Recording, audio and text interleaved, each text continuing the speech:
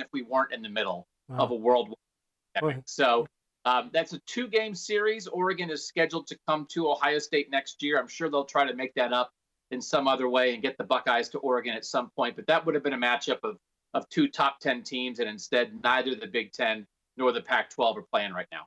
216-575-0403 is the number to call. Doug Lesmerises is with us. You can email us during the show at reallesslevine@gmail.com.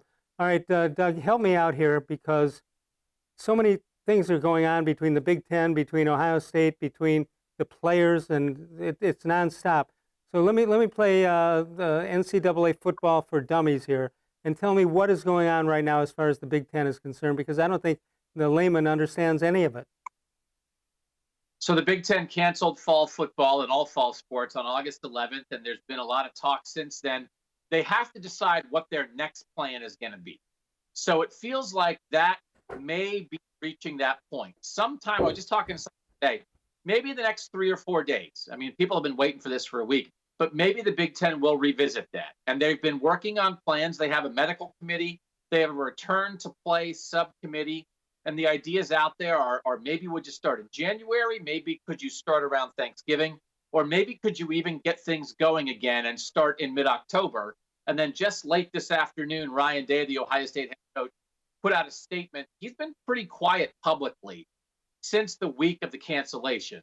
But he put out a statement today that said he wants Ohio State and the Big Ten to be playing by mid-October. He said he thinks the medical subcommittee has created a pathway.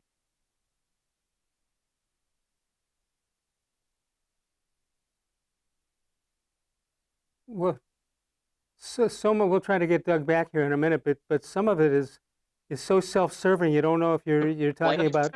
Will it cost it? So this is going to be the week. What I don't understand mostly is shouldn't these conferences be aligned with each other, not just or it's every man for himself, right? Yeah, I mean, I thought that was why college football was the most interesting thing to deal with during the pandemic, because for good or for bad, it's a regional sport. It's not a national sport. The NCAA does not control the college football playoff. The playoff is run by the schools and the conferences themselves. They don't really have that much interest. I mean, college football has been a regional sport forever. It took this long just to get to a 4-team playoff that's only existed for 6 years. So Alabama does not care and does not want to be ruled by what people in California or Ohio are deciding to do. So we can think it's a fairyland, and like, wouldn't it be nice if they got along? They don't get along on anything. They don't play the same number of conference games. They don't have the same rules about schedules. They don't really go about their business the same way. So maybe ideally there'd be a world where the NCAA football world was more united, but it's not a surprise that it's gone down. No, but you would think that's if I asked you what's the purpose of these college conferences, I don't think you'd list what you just listed. I think you would think of more of it as a term, more of it in terms of getting together, uniting for the common good. Nope, not at all. Well, then what is the reason then? What is the purpose of it? Win games and make money. They have their own TV deals. Every conference has their own TV deal. It's not national. There's not a national TV deal. Everybody does their own thing. They want to fill their stadiums on Saturdays with the people in their communities that love college football. And then, yeah, it's great. You get to a national title at the end, and that matters. But the idea of them working together, I wish they would. Well, this just shows how split they are. When Notre Dame went public, however many years ago that was, getting their own TV deal with NBC and all that, wasn't that ideally for everybody to do? Or were there so many weak teams and weak schools that they didn't have a chance to make that work? I mean, you think about, like, the Big Ten started the Big Ten Network, however many years ago it was now, 10 or 12 years, and people thought they were crazy at the time. Now every conference has their own television network. They all create their own content. They control their own content.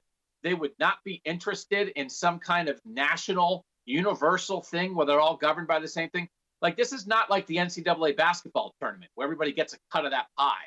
This is their own thing. And then they get to the 4-team playoff again. That was a big deal to get to the 4-team playoff. The Big Ten held up the playoff for decades because they didn't want to give up the Rose Bowl. So, I mean, this is the way it works. And, you know, it's just a different world. You're dealing with unpaid amateur players. There's 130 teams playing the highest level of college football, but there's a lot of different financial resources there. They don't share the money. This has shown the cracks that exist in NCAA football, but we all knew they were there, and you certainly aren't going to fix them in the middle of a pandemic. You almost, I don't know if you meant it, but you said something very funny in there. You were talking about the Big Ten Network and how long it's been around, and you know that there's 12 teams in the Big Ten, and you said how long they've been around, 10, 12 years? Oh, that's why they were named that way. They didn't have, you'd think they'd even get one name for each conference, but no, they got to go 10, 12, whatever. There's 14 teams in the Big Ten now. 14, yeah. Great. I mean, there might be a new team in the Big Ten by next week. I mean, this stuff. I mean, people talk about wouldn't it be great if there was a college football commissioner? I mean, it would. But again, you can't even get the SEC and the Big Ten to play the same number of conference games so that you can try to compare them and compare their schedules when you're having a playoff game, right? I mean, it's just they don't agree on anything, and they're so used to setting their own agendas. It's going to be very difficult to get them on one page. But right now, I mean, if you think Ohio State's mad because the Big Ten canceled fall football, imagine if Alabama couldn't play because people in California and Ohio and Michigan voted against playing football. They'd be marching with torches. Unbelievable. All right, so what is the greater good here? What has to happen to make everybody, or as many people as possible, happy with the result? What needs to happen? Well, I mean, I think to make the people in Ohio happy, you'd have the Big Ten vote in the next week to try to restart football in mid-October. And that issue would get Ohio State back involved in the national championship picture. There's been a lot of conversations for the last month about starting in November or starting in January, maybe trying to match up with the Pac-12, which also is not playing this fall, and trying to play a Rose Bowl and that kind of thing, but you can't win a national title that way. Now, the issue is nobody else in the Big Ten is going to win a national title anyway. Ohio State's really the only national title contender, so it matters to them most. But they can't do it on their own. They have to have other teams in the conference vote to play, and that's been the reporting constantly. Who's on board, who's not, and that's hard to figure out. Right, and I'm not sure that too many Big Ten teams want to help out their brethren in Ohio State. But they should. Yeah, because it could be them. It could be them next time. No, but well, if Ohio State left the Big Ten would be dead. So it's like it's one of those things. You better not be only thinking about your own interest. If you're Rutgers or Maryland or Northwestern or Purdue and you're saying, well, it doesn't matter to us. I'm not saying you have to do whatever Ohio State says. You should think at least a little bit about Ohio State. Because you know what?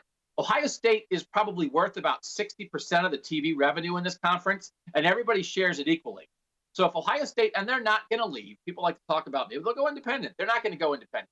If Ohio State ever went independent, the Big Ten would be in big trouble. Right. So, but didn't Maryland and Rutgers and Nebraska, when they came into the Big Ten, they knew what it was all about. This is not a lucky guess on their part.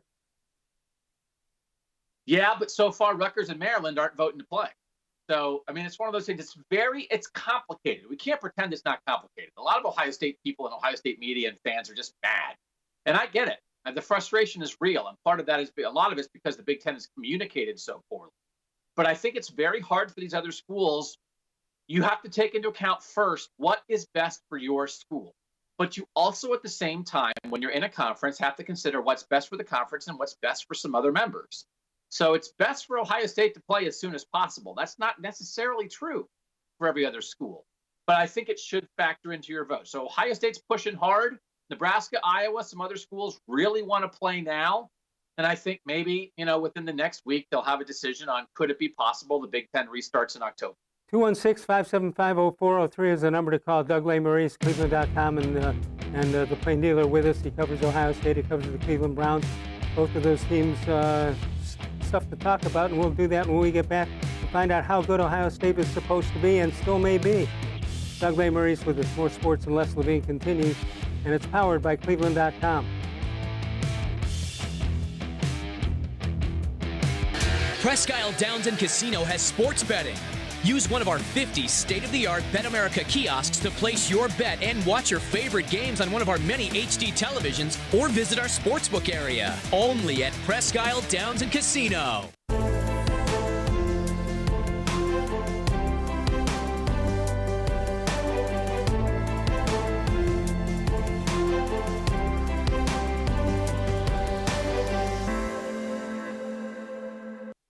Do you like Ohio State football? Would you like to get information from me, Doug Lesmerises, about Ohio State football without having to look at my face? We have got the plan for you. Become an Ohio State text subscriber through cleveland.com. You send a text, 614-350-3315. What do you get? 2, 3, 4 texts right in your phone every day about Ohio State football. Inside information, polls, voting, all kinds of things. You can be on our podcast. We take text subscriber questions on our Buckeye Talk podcast every week. If you really want to be involved with Ohio State football, in season or out of season, become an Ohio State text subscriber from cleveland.com. Send a text to 614-350-3315. 14-day free trial. What do you have to lose? $3.99 a month after that. 614-350-3315. I'll see you in your phone. Tri-C is here for you. Now more than ever, you need a post-secondary education. So I encourage you to start your journey here at Tri-C. The majority of fall classes will take place online, but we've added a variety of formats to meet your learning needs, and we've taken many steps to keep you safe on campus. Whether you're ready to get started or your four-year plans have changed, Tri-C is where futures begin.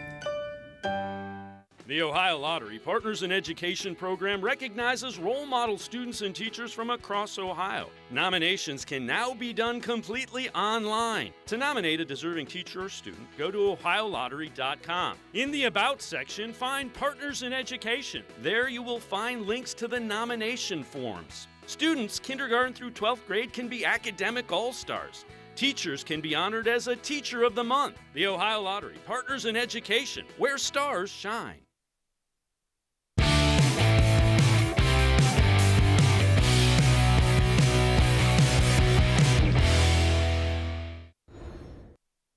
Doug Lesmerises is with us, cleveland.com, and the Plain Dealer, of course, talking Big Ten, Ohio State, Browns, and anything else on your mind. If you'd like to call, you can do that, 216-575-0403. Doug, before we get into how good Ohio State should have been or will be, depending on what happens here and individual players, explain, you said something earlier talking about home and home with Oregon. Tell me what Oregon and Ohio State, there's only, the door is open for a certain amount of years. What is the deciding factor in getting those two teams into a home and home event? Is it, and who gives in first as far as which one gets the home game first?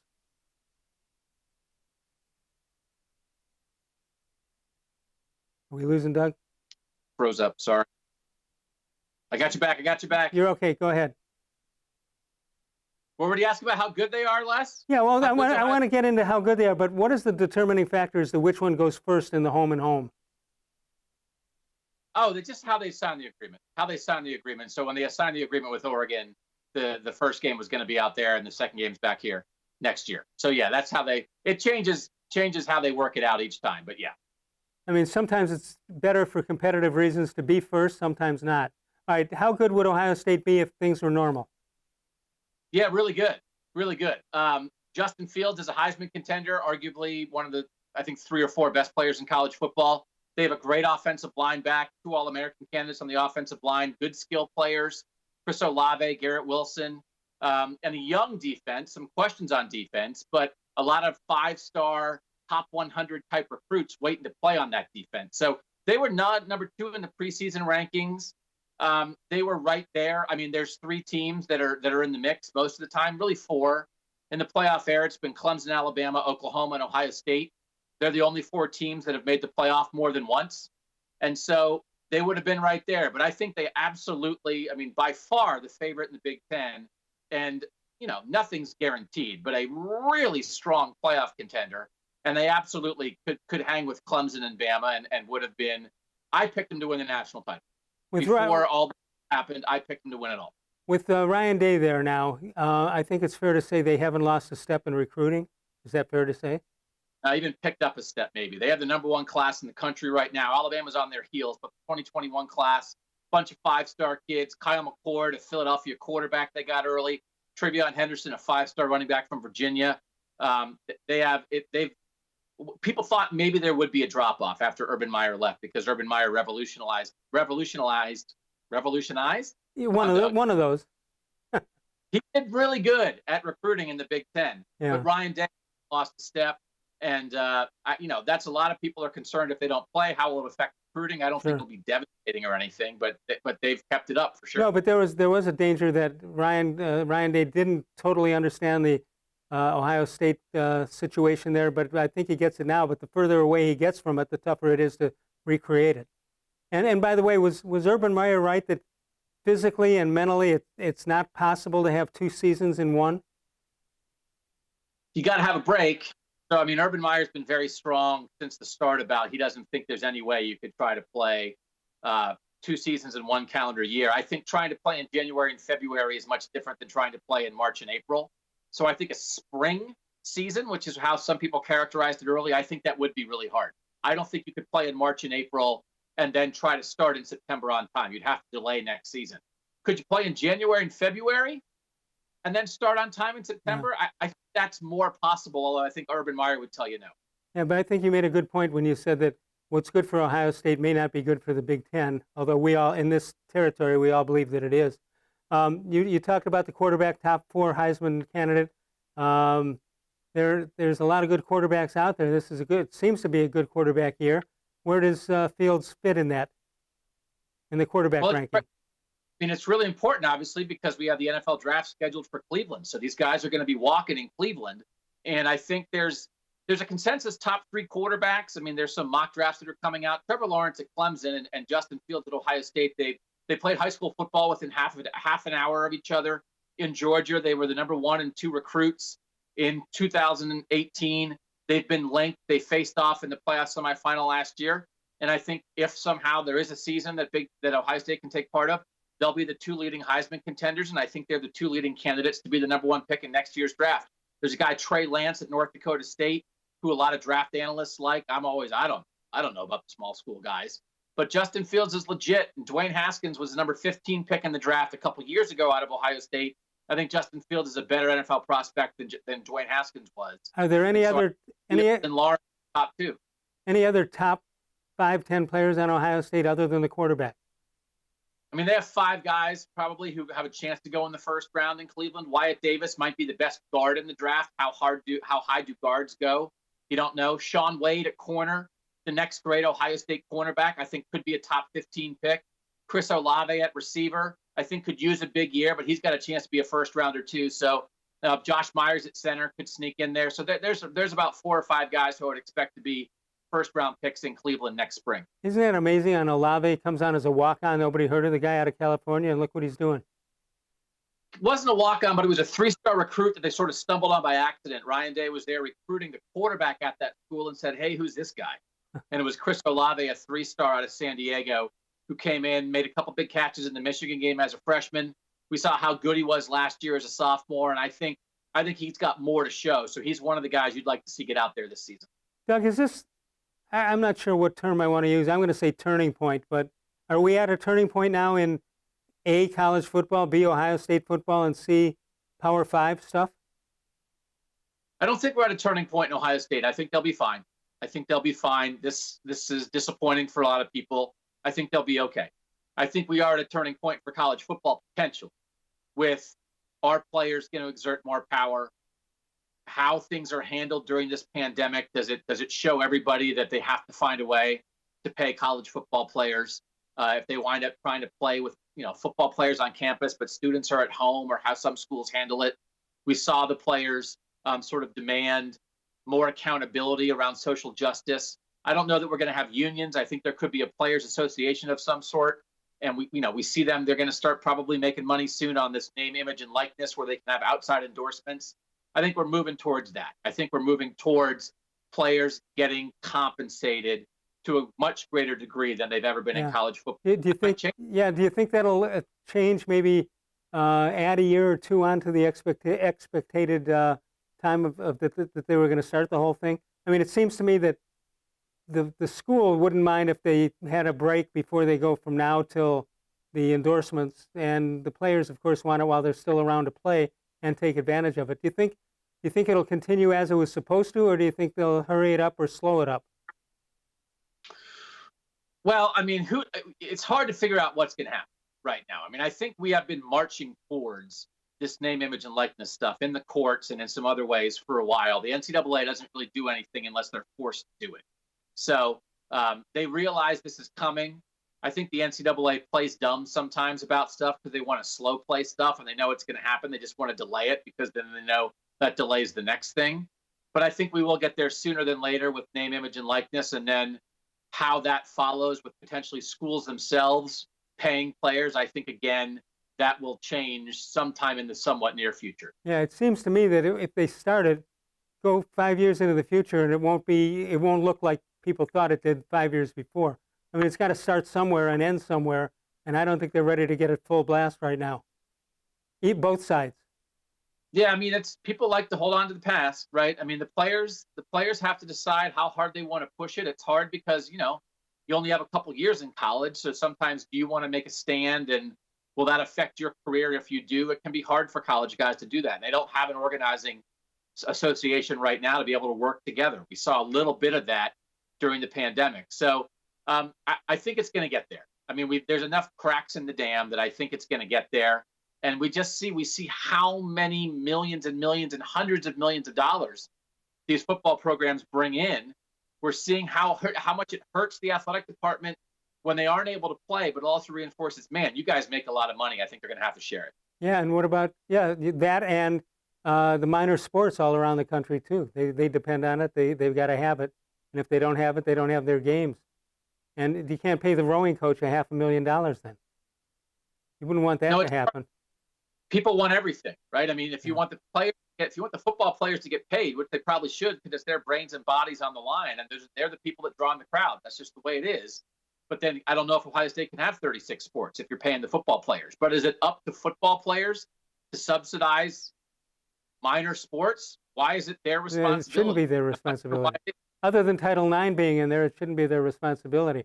Doug, so let me just wrap up here with Ohio State. A, you think they'd be the national champ, and B, you think that maybe Fields is the Heisman Trophy, first or second in Heisman Trophy? Yeah, for sure. I mean, I think Lawrence and Fields are so far ahead of the other options for the Heisman, and I just think Ohio State, they lost some really good players. If you don't follow Ohio State every day, the idea they lost Chase Young and Jeff Okudah and J.K. Dobbins and people like that, and they could be the favorite to win it all, that's hard to wrap your head around. They had a lot of good young guys waiting their turn. And Justin Fields is that kind of difference maker at quarterback. They're right there with anybody in the country. 216-575-0403 is the number to call. Doug Lesmerises is with us. We'll turn our attention to the Cleveland Browns when we get back. Browns getting ready to open up against Baltimore. That'll be on Sunday afternoon. And then they come home for a game Thursday night against the Cincinnati Bengals. Should be an interesting season if we get it all in. Let's take a break. Cleveland Browns coming up. More Sports Les Levine is powered by cleveland.com.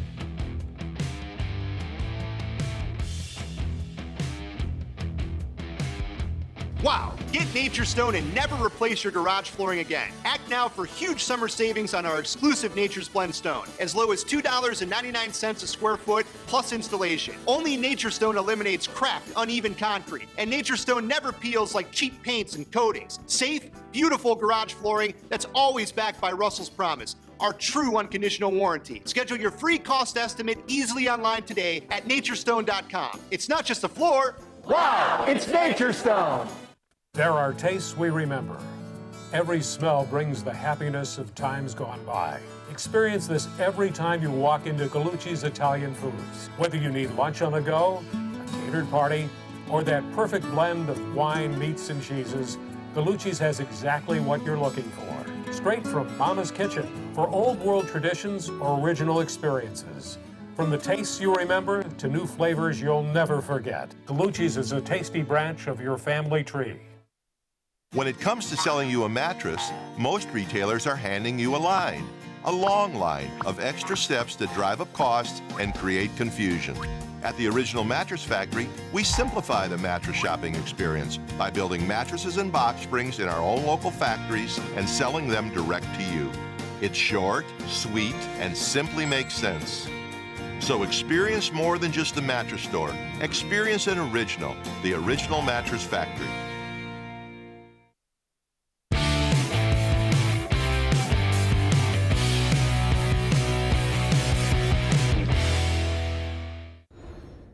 Doug Lesmerises is with us. We're making a change next week. Bud Shaw's going to be with us on Mondays because Mary Kay Cabot has duties with the Browns, and when she straightens that out, we'll get a day for her and keep everybody happy, and which we've been able to do so far. Doug Lesmerises is with us. Doug, before we turn to the Browns here, you gave your predictions on Ohio State.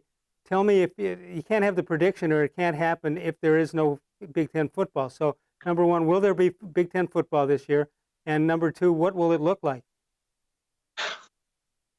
Can I say I don't know?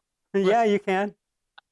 I've given up on trying to act like I know what's going to happen. The thing that's frustrated me most sometimes with the way people have covered this in college football is anybody who acts like they know, I think has been wrong. Because if you thought for sure nobody's going to play football, you're wrong. And if you thought for sure they're going to play football, you're wrong. Because the answer is half and half. So I think it's possible. I would have not have said a month ago that I would have thought it was possible for the Big Ten to restart in mid-October. I certainly don't think it's for sure. I do think they really want to try to play something, but it really in the last couple of weeks has crystallized around some of the programs really wanting this mid-October thing. So I think if they can get the medical straightened out, I think it's possible, but we have to remember, we are in a different spot. There are saliva tests. There's better testing. Cases have flattened a little bit. I think people feel a bit better about where we are. We're in a different spot than we were on August 11th, and I think that has to be taken into consideration, and maybe they'll try to play. So I think what you're saying is once these people run out of predictions that they can give, they can turn to the political arena and tell us what's going on there. Oh, my gosh. I mean, you can't – I mean, the president's tweeting about whether the Big Ten's going to play football or not, right? So, but also there's part of that. I think that could be helpful, right? The one thing is – To get the country back together? No, I think there's President Trump has tweeted that he's been in correspondence with Kevin Warren and that the Big Ten commissioner. They've talked about could the federal government help facilitate testing in any way? That's a tangible kind of thing. That's an actual. If that would happen, that's a real thing. Yeah. If it's just political talk, I don't think that matters. But when you're actually searching for solutions, I think that can matter. And the one thing is, I don't think the presidents are just going to give in to pressure. If they get different information, the testing has changed, it's safer than we thought. Look, other people learned this. Let's consider this. That can change their mind. Only public pressure, that won't change their mind. All right, let's throw the Browns back into the mix here. Browns will open up against the Ravens. That'll be on Sunday afternoon. I don't want to say it's a complaint, but my observation is that everybody here just assumes that Kevin Stefanski is going to walk right in and be tremendous. I don't know how that's possible, no matter who it is, because it's just so tough to take over a head coaching job. Your first job is the head coaching job of a franchise that has struggled mightily since for the last 20-some years. Are you giving him the benefit of the doubt, or are you going to wait and see and then go from there? I feel like he's getting a huge benefit of the doubt from everybody else. I mean, I do feel that. I think I feel what you feel, Les, that there's just an assumption that, he's going to be great. Like, he's never done this before. Right. So I think there's a view of, sort of calmness and competence, and maybe there's just everything's, structured better than it was under Freddie Kitchens. I think people look at what Kyle Shanahan did in San Francisco, and, Browns people know Kyle Shanahan. Maybe they feel like Kevin Stefanski's that kind of guy. But, man, he's a first-year head coach in a pandemic. So that's hard. And it's 2 days before the first game, and you haven't decided who's calling plays. I think that's a little problem. I don't know about you. Well, he hasn't told us. Doesn't mean he hasn't decided. He's probably had a pretty good idea for a long time. I think he's doing the thing coaches like to do, which is not tell us, which is fine. All right, last year you were very, very pro-Cleveland Browns sided. How about this year? So I'm writing my prediction officially for cleveland.com, put out on Friday morning.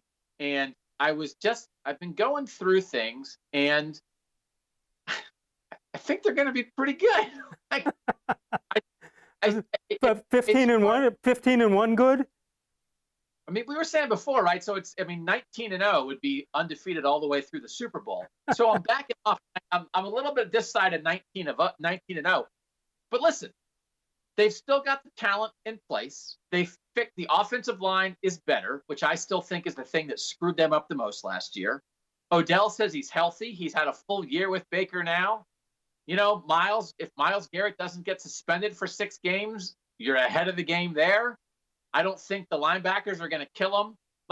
And the schedule is not so tough at the beginning of the year as it was last year when they ended up playing 5 playoff teams in the first 8 games. So I think they're going to have a winning record. I really do. And I think they'll be right in the playoff mix. And maybe I'm naive, but that's okay. I still think there's a lot of reasons to be enthused about them. Do you think that Don Shula's undefeated Miami Dolphins are concerned about this team?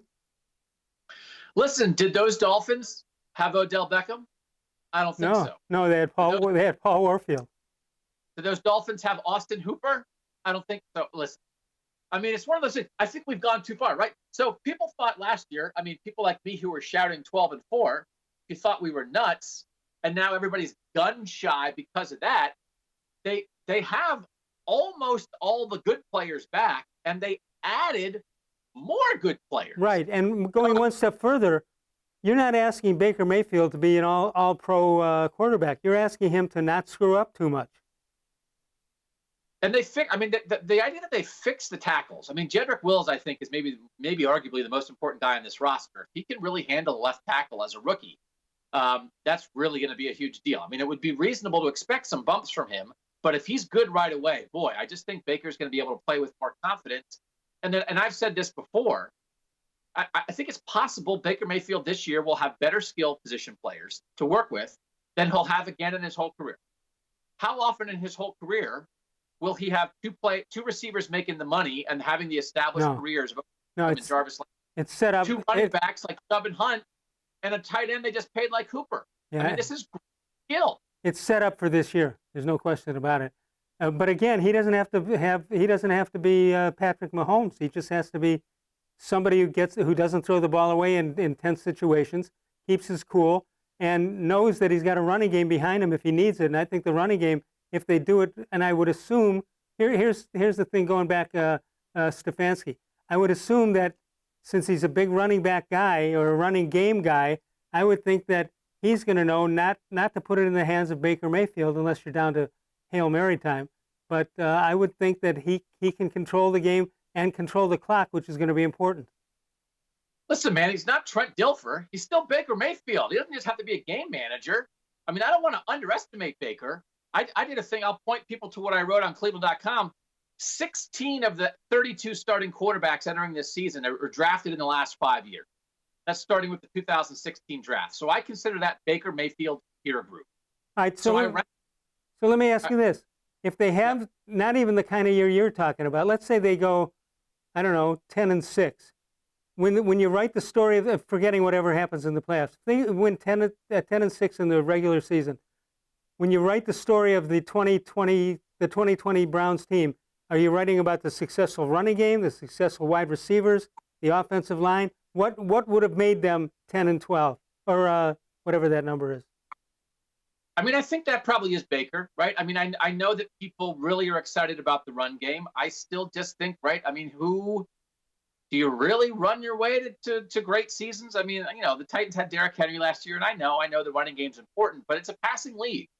And if he has a connection with Odell Beckham and they are able to use the tight ends the way that Stefanski has in the past and the way that Baker Mayfield seems very comfortable with, I mean, I think if they have a really good year like that, I do think Baker's the story. Yeah, and you have like 5 tight ends. You have a fullback. It's a totally different look. And maybe some of these defenses can't handle it. I think of these defenses as they get prepared to take on the Browns. I see these defensive coordinators saying, where do we start? Who do we stop first? You can only stop 2 or 3 parts of the offense. You can't stop 5 of them. Not a lot of teams have that, Les. I mean, that's the thing. Again, people are gun shy in Cleveland, and justifiably so. But if you want to play like talent game, if you really just want to start going through and saying, well, who has this and this and this and this, the idea that they have Nick Chubb and Kareem Hunt is bonkers. Truly. I mean, in a league where, there's a lot of good running backs, but you think there's a guy that think you might win the rushing title, and Kareem Hunt a couple of years ago was as good as any back in the league. So, there's a lot of possibilities. And they can catch the ball coming out of the backfield. They can. But on that list, I had Baker 7th out of the 16 young starting quarterbacks in the league, and that's Patrick Mahomes and Deshaun Watson and Lamar Jackson and everybody else. I had Baker 7th on that list. Go read that list at cleveland.com. Let's not forget, Baker, he had a little bit of a rough year last year. That happens a lot to quarterbacks early in their career. There's still a lot to like about Baker Mayfield, and I'd still take him over guys like Jared Goff and Sam Darnold and Josh Allen. Let's just make sure people aren't too down on Baker going into this year. 216-575-0403 is the number to call. Doug Lesmerises, cleveland.com, and the Plain Dealer with us does a great job covering Ohio State and the Cleveland Browns and anything else going in. We'll talk about whatever's on your mind. You want to throw the Indians in here, you can do that. And we'll open up the phone lines for you at 216-575-0403. More Sports and Les Levine continues. And we are powered by cleveland.com. We're living in uncertain times, but you don't have to put your future on hold. At Tri-C, you can move ahead while staying safe and saving money. The majority of fall classes will take place online, but we've added a variety of formats to meet your learning needs, and we've taken many steps to keep you safe on campus. Whether you're ready to get started or your four-year plans have changed, check out Tri-C's programs and resources, because Tri-C is where futures begin. Well, hello, everyone. Let me tell you a little bit about Browns Football Insider. For only $3.99 a month, you can get text sent right to your phone each day from me, Dan Lobby, Scott Pasco, and Ellis Williams. In addition to that, you'll receive a Football Insider newsletter every day with special things from us, things that you won't see anywhere else on the site. You'll get breaking news, analysis, features, film breakdown, and things like that. Texting us directly gives you a great chance to cut through the clutter of Facebook, Twitter, other social media, and avoid the trolls. Also, it's the only way to get your questions on the Orange and Brown Talk podcast. So why should you sign up? Try a 14-day free trial. You can cancel at any time. All it takes is one text, but you won't want to cancel. We have hundreds of subscribers join us over the last year. They love it and have stayed with us. We're seeing the Football Insider community grow every week, and it's only $3.99 a month, which is less than 14 cents a day. What I like most about Football Insider is the opportunity to connect with you one-on-one and really communicate with you. So how can you become a Football Insider? You can click on cleveland.com/Browns, the blue banner at the top of the page. Or easier yet, text me at 216-208-3965. Again, that's 216-208-3965. It takes attention to detail. With your local Bryant dealer, you're getting more than just a technician. You're getting someone who pays attention to your needs and the little things that make a big difference. It takes a dealer you can rely on. And to keep your family warm this winter, here, let me show you how this works. It takes Bryant. Bryant, whatever it takes. And to keep your family comfortable, it takes Smiley One Heating and Cooling. Find them at smiley1.com.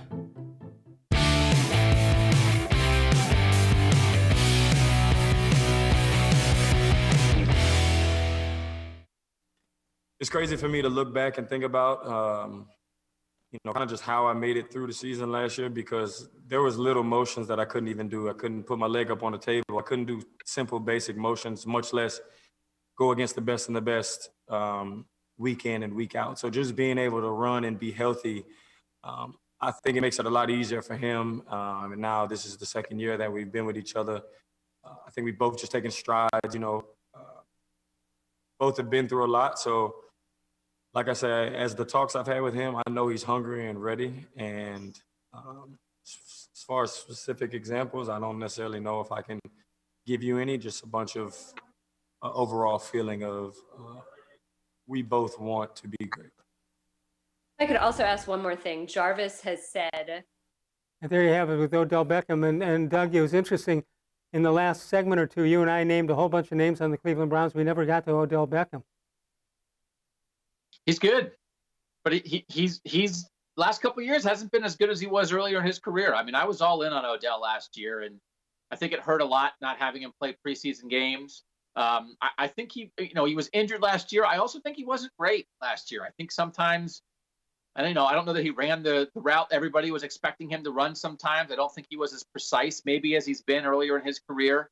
So the guy has the utmost talent. And I'm a big believer in Odell Beckham, and I don't think he has to do things the same way everybody else does. I've compared him to an artist. You have to let Odell be Odell. But also, I think it's time for Odell to be Odell again. I'm not sure he's been that for the last couple of years. Yeah. Right now, at Smiley One, they're making it very easy to invest in a new heating or cooling comfort system without breaking your budget.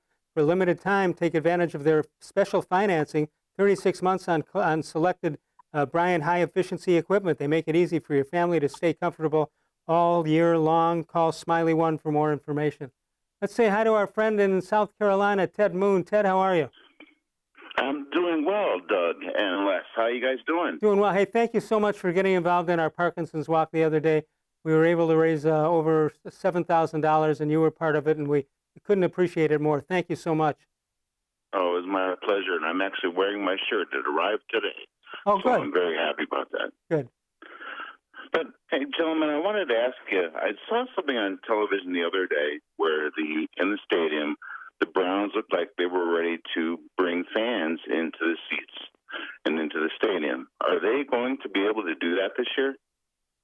Doug, it's my understanding 7,000 fans for the Browns in this the Sunday game against the Cincinnati. Is that what the governor mandated that, right? Right, and that's not a Browns decision. That's a state decision that Mike DeWine announced. Yeah, you don't just get what you want to do, but that's the state guidelines. Yeah, some stadiums will seat more and others will seat less. My understanding is the Jets and the Giants won't have any people, or at least that was the original determination. That's really interesting. I'm glad to see if we can actually pull it off. And Doug, I wanted to say that I will also be a text subscriber.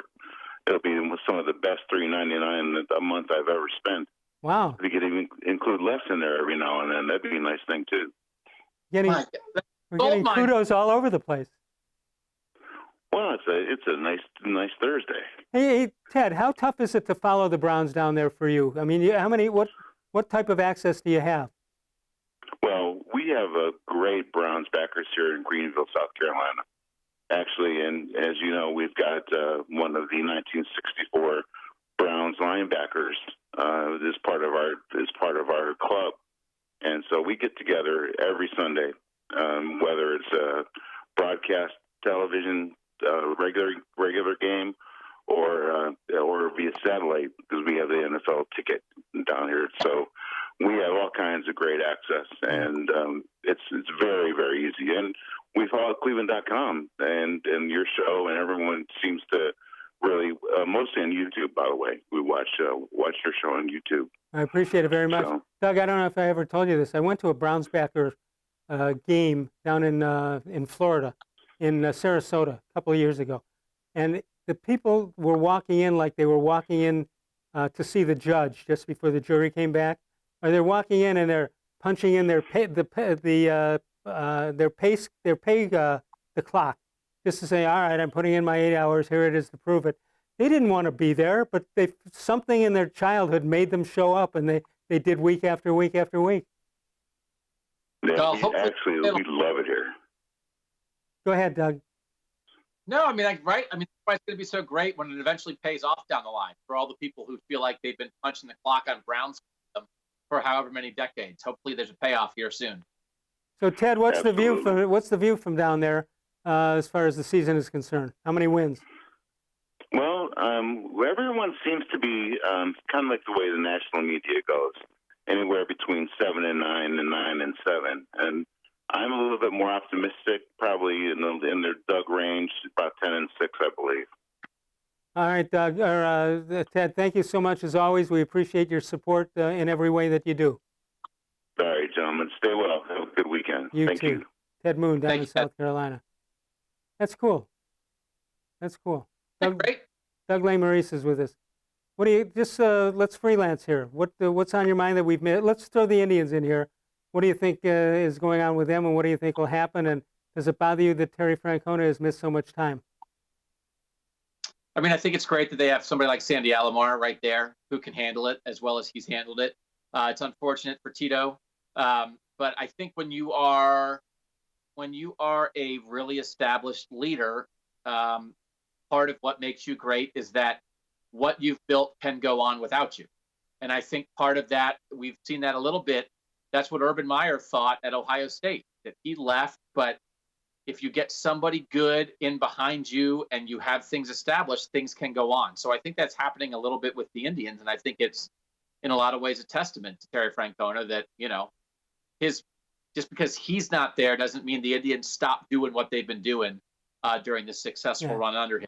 I'm just, credit. And he's got full support of the ownership and talking about Antonetti and Chernoff. So that goes hand in hand. And I think Sandy Alomar understands that if Tito comes back, he comes back. And if he doesn't, he'll be ready to take over. I mean, it's an organizational way of doing it.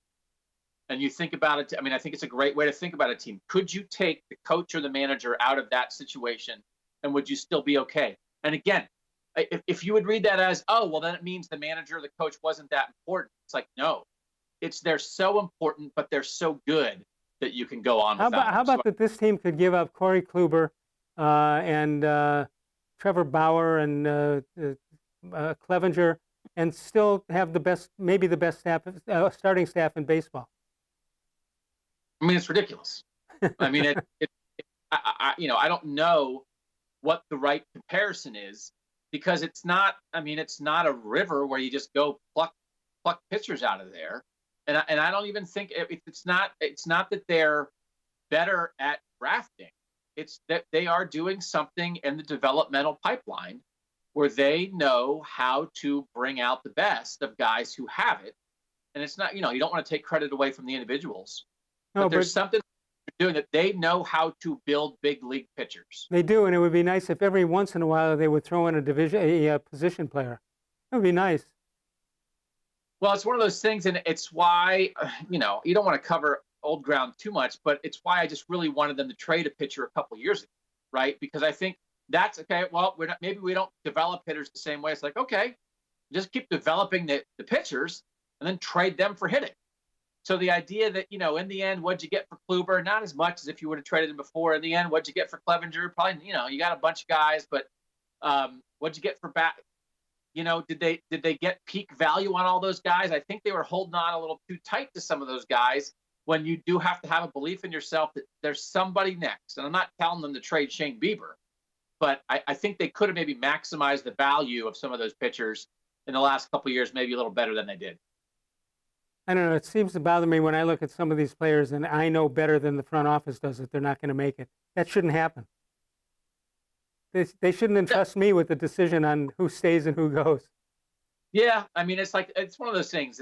With the Indians front office, they're so successful, right? I mean, again, the market here and the payroll here, and then the way they've been able to succeed consistently, they get every single benefit of the doubt.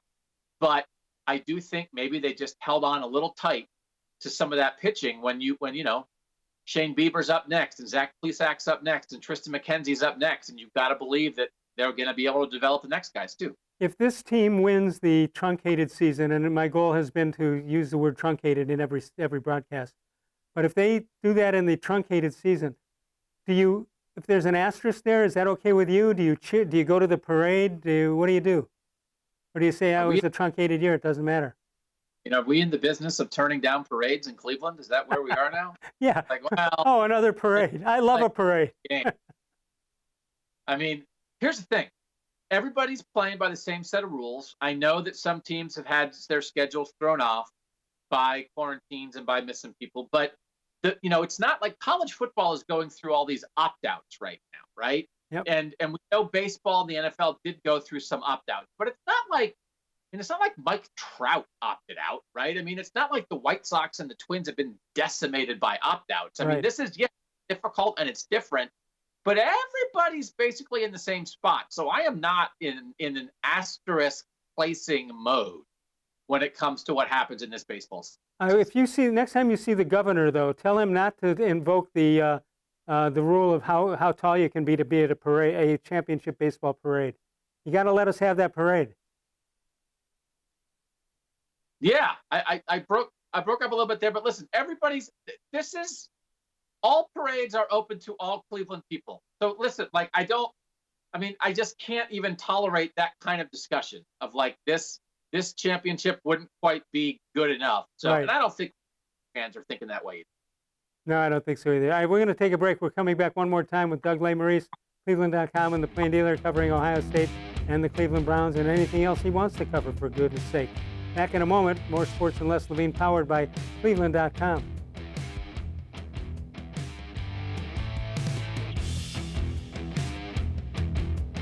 Never replace your basement flooring again. Act now for huge summer savings on our exclusive Nature's Pearl Stone, as low as $2.99 a square foot plus installation. Schedule your free cost estimate easily online today. It's not just a floor. Wow, it's Nature's Stone. When it comes to selling you a mattress, most retailers are handing you a long line of extra steps that drive up costs and create confusion. At the Original Mattress Factory, we simplify the mattress shopping experience by building mattresses and box springs in our own local factories and selling them direct to you. It's short, sweet, and simply makes sense. So experience more than just a mattress store. Experience an original, the Original Mattress Factory.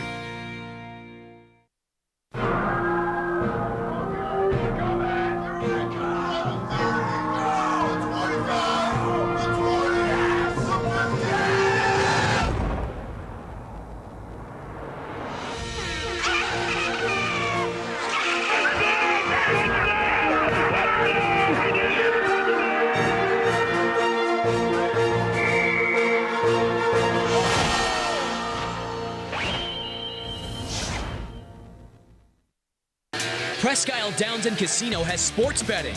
Use one of our 50 state-of-the-art Bet America kiosks to place your bet and watch your favorite games on one of our many HD televisions, or visit our sportsbook area. Only at Presque Isle Downs and Casino.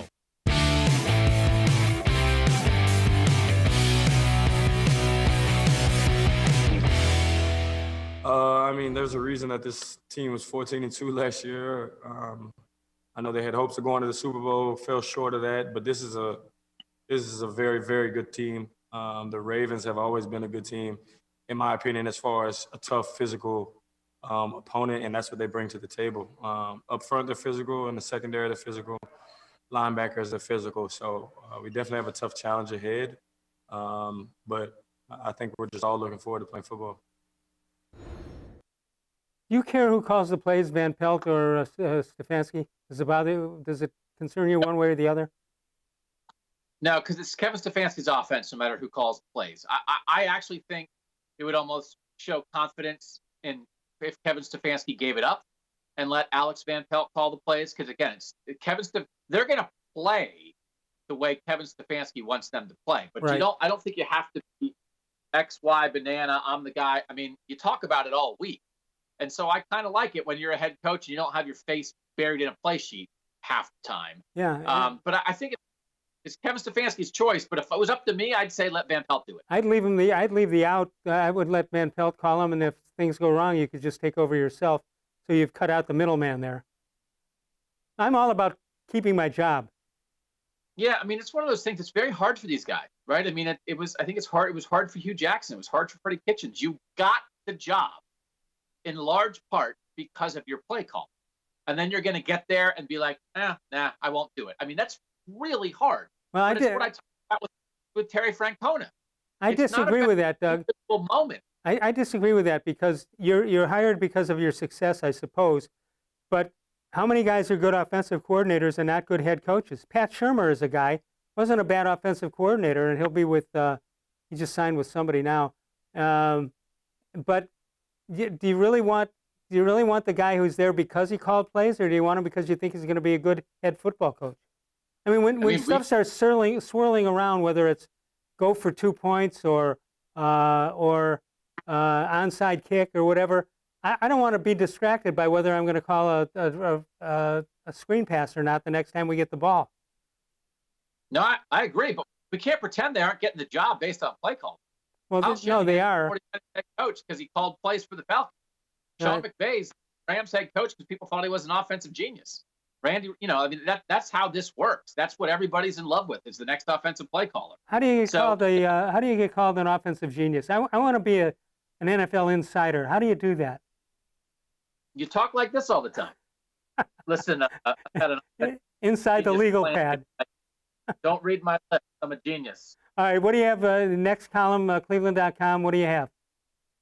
So I'm working on continuity ratings because everyone's been talking about how important that is in the pandemic. I'm trying to add up every team, your head coach, your quarterback, your best receiver, best running back, your offensive line, who's back and who's not.